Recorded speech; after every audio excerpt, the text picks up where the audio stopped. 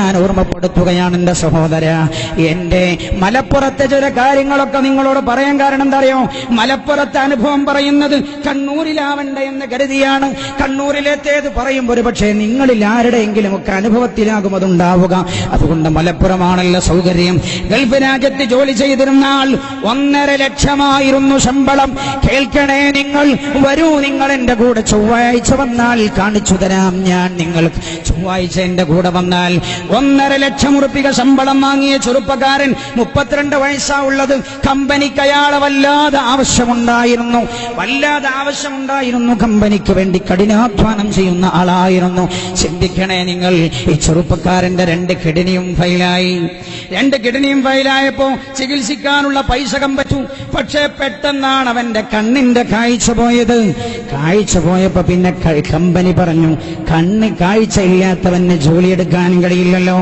അവന്റെ പാസ്പോർട്ടിൽ ക്യാൻസർ അടിച്ചെന്റെ സഹോദര, ആനുകൂല്യം പോലും കൊടുക്കാതെ നാട്ടിലേക്ക് കയറ്റിവിട്ടു. ചിന്തിക്കണേ നിങ്ങൾ വരൂ എന്റെ കൂടെ ചൊവ്വാഴ്ച, കാണിച്ചു തരാം ഞാൻ നിങ്ങൾക്ക്. ആ സഹോദരൻ കരഞ്ഞു കണ്ണുനീർ തീർക്കുകയാണ് എന്റെ സഹോദര. എന്തേ? ആ വീട്ടുകാർ പറയുകയാണ്, തഹജ്ജുദിന്റെ സമയത്ത് എഴുന്നേൽക്കുമത്രേ. തഹജ്ജുദിന്റെ സമയത്ത് ഇങ്ങനെ എഴുന്നേറ്റ് ചുമര് തപ്പി പിടിച്ചുകൊണ്ട് പോകും ബാത്റൂമിലേക്ക്. ചിന്തിക്കണം നിങ്ങൾ, ചുമര് തപ്പിപ്പിടിച്ചു പോകും ബാത്റൂമിലേക്ക്. എന്നിട്ട് വുളൂ ചെയ്യും. വുളൂ ചെയ്ത് വന്ന് കട്ടിലിന്റെ കാല് പിടിച്ച് ഖിബലയുടെ ദിശ മനസ്സിലാക്കും. എന്നിട്ട് ഖിബലയിലേക്ക് തിരിഞ്ഞു നിന്ന് നിസ്കരിക്കും. നിസ്കാരം കഴിഞ്ഞിട്ട് 2 കൈയും ഇങ്ങനെ പൊക്കിപ്പിടിച്ച് വിതുമ്പി അവൻ എന്നും കരയും.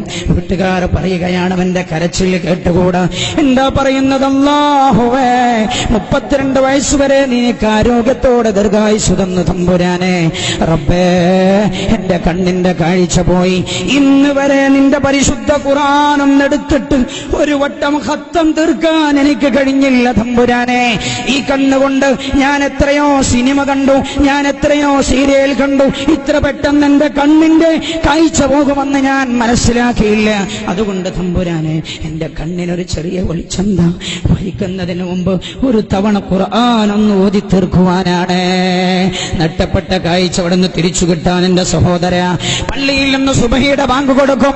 അസ്സലാത്തു ഖൈറും മിനൻ നൗം, നിസ്കാരമാണ് ഉറക്കത്തേക്കാൾ നല്ലതെന്ന് എന്ന് പള്ളിയിൽ നിന്ന് വിളിയാളം കേൾക്കുമ്പോ ഈ ചെറുപ്പക്കാരൻ പൊട്ടി കരയുമത്രേ.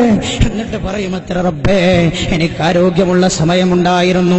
ഞാൻ കമ്പനിയിൽ ജോലിക്ക് പോവാൻ 8:30 പോകാൻ 7:00 ഞാൻ ടൈം പീസ് തിരിച്ചു വച്ചു.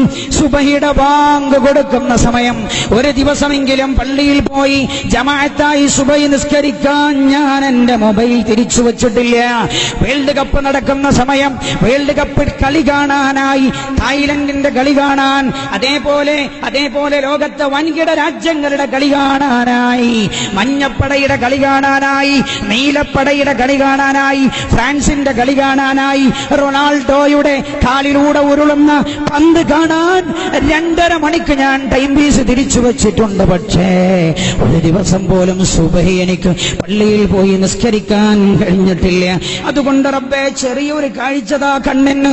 പടച്ചോനെ, വേറൊരാഗ്രഹവും ഇനിയില്ല.